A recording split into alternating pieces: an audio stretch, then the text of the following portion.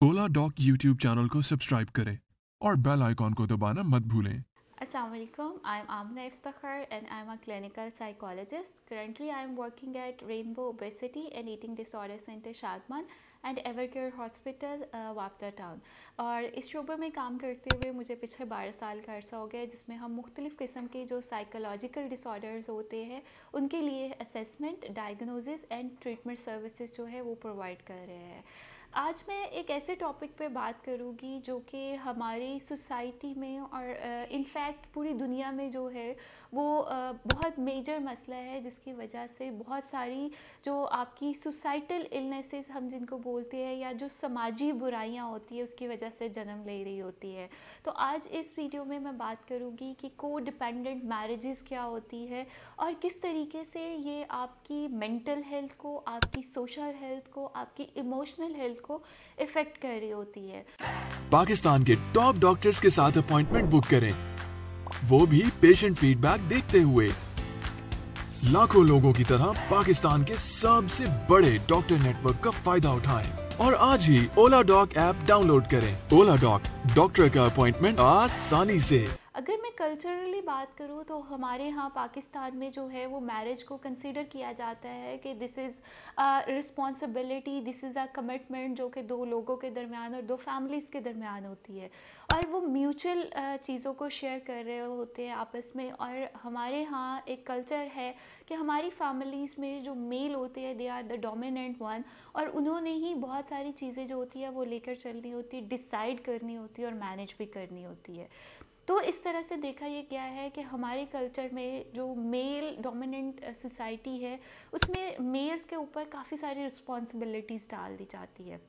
और जो उनका स्पाउस होता है मोस्ट ऑफ़ द टाइम उनको जो होता है वो डिपेंडेंट कंसिडर किया जाता है या उनको हम ये समझते हैं कि ये दूसरे लोगों पर डिपेंड कर रहे होते हैं for financial issues, for emotional issues and for the psychological and social issues. अब को dependent marriage actually first time ये टर्म यूज़ की गई थी इन 1980s, जिसमें ये उन ग्रुप ऑफ पीपल के लिए टर्म यूज़ की गई थी कि जिनके स्पाउस और ख़ास तौर पर जो मेल फिगर्स थे, अगर वो किसी एडिक्शन में है या अगर उनका कोई इस तरह का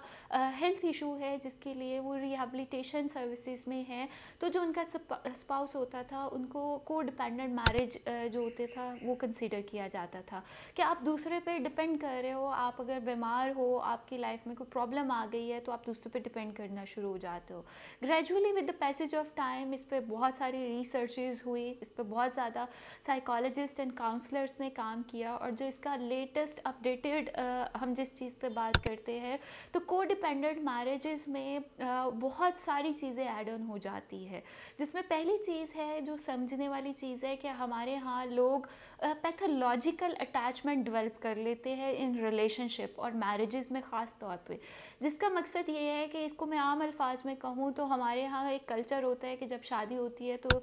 फ़ीमेल को ये बताया जाता है कि अब आपकी जो लाइफ है या आपकी जो फैमिली है वो आपके ससुराल वालों के साथ ही और पीछे से आपके जो भी सपोर्ट है वो ख़त्म हो गई है। This is the first thing जो हम अनकॉन्शियसली को डिपेंडेंट मैरिजेस को जो है वो बढ़ा रहे होते हैं कि अब आपका सारा जो इन्हिसार है वो आपके अगले फैमिली में जिसको आप ज्वाइन कर रहे हैं ससुराल को, आपका उसके ऊपर डिपेंडेंट आप होना शुरू हो जाते हैं। इसके फ़ायदे भी होते हैं और इसके बहुत सारे नुकसानात भी होते हैं जिनको हाईलाइट करना ज़रूरी है। पहले इसका नुकसान ये होता है कि इन लोगों के अंदर जो होती है को डिपेंडेंट मैरिजेस में ये लोग इनसिक्योर बहुत रहना शुरू हो जाते हैं। अगर उनको इग्नोर कर दिया जाए तो ये अनकॉन्शियसली ना चाहते हुए इस तरह की हरकतें करते हैं जिससे वो दूसरे की अटेंशन लेना चाह रहे होते हैं, लाइक उनका जो बिहेवियर होता है वो बहुत चाइल्डिश होना शुरू हो जाता है। वो इस तरह के प्रिटेंड कर रहे होते हैं या वो इस तरह शो कर रहे होते हैं कि वो दूसरों की जो कंसंट्रेशन होती है, जो दूसरों की तवज्जो होती है वो लेना चाह रहे होते हैं, जिसमें समटाइम्स वो सेल्फ हार्म की तरफ भी चले जाते हैं। समटाइम्स लोग बहुत ज़्यादा एग्रेसिव होना शुरू हो जाते हैं कि वो एक अटेंशन सीकिंग स्टेट में चले जाते हैं।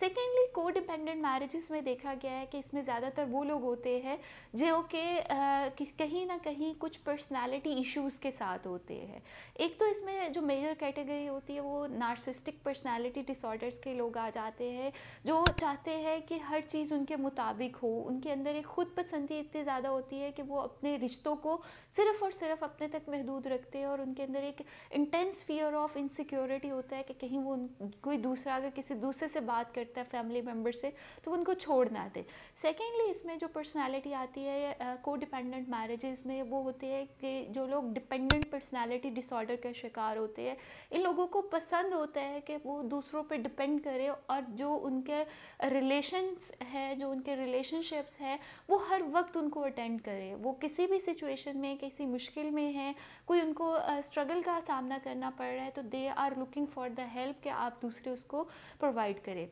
इसका नुकसान ये होता है कि आप एक पैथोलॉजिकल अटैचमेंट में चले जाते हो, जिससे आप इन लोगों के अंदर बहुत सारे साइकोलॉजिकल इश्यूज जो होते हैं वो आना शुरू हो जाते हैं। जो लोग को डिपेंडेंट मैरिजेस में या को डिपेंडेंट रिलेशनशिप्स में होते हैं, देयर आर हाई रिस्क कि इन लोगों में डिप्रेशन बहुत कॉमन पाया जाता है। अगर कहीं खुदा न खास्ता इन्हें इनके फेलियर रिलेशनशिप जो फेलियर है उसकी तरफ चला जाए, तो उनमें एक सेंस ऑफ ग्रिफ आना शुरू हो जाती है, या वो एक ट्रोमा या सदमे की शक्ल अख्तियार कर जाता है, जिसके बाद इन लोगों में डिप्रेशन जो होता है वो बहुत कॉमन पाया जाता है। सेकेंडली जो लोग को डिपेंडेंट रिलेशनशिप या मैरिजेस का शिकार होते हैं, उन लोगों में अपना जो उनका सेल्फ एस्टीम लेवल होता है वो बहुत लो होता है, जिसके साथ देयर आर मोर चांसेस कि they develop the eating disorders, जिसमें anorexia, bulimia and binge eating disorder की तरफ ये लोग चले जाते हैं, बिकॉज उनके अंदर अपनी सेल्फ से मुतालिक जो होता है एक डिस्टॉर्टेड इमेज होता है। And a very common symptom कि ये लोग स्ट्रेस इंड्यूस्ड हेल्थ इश्यूज़ इन लोगों में ज़्यादा पाए जाते हैं। तो इसलिए बहुत ज़रूरी है कि हम इन टॉपिक्स के बारे में भी बात करें,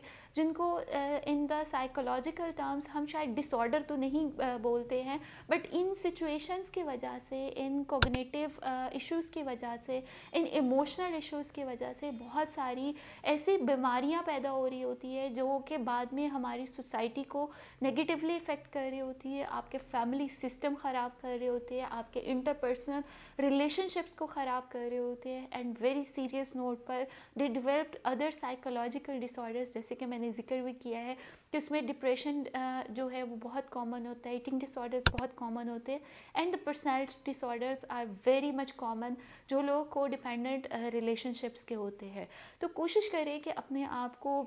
चेंज करें, अपने अंदर फ्लेक्सिबिलिटी लेकर आए, और आइडेंटिफाई करें कि अगर आपको प्रोफेशनल हेल्प की ज़रूरत है तो डोंट फील हेजिटेशन टू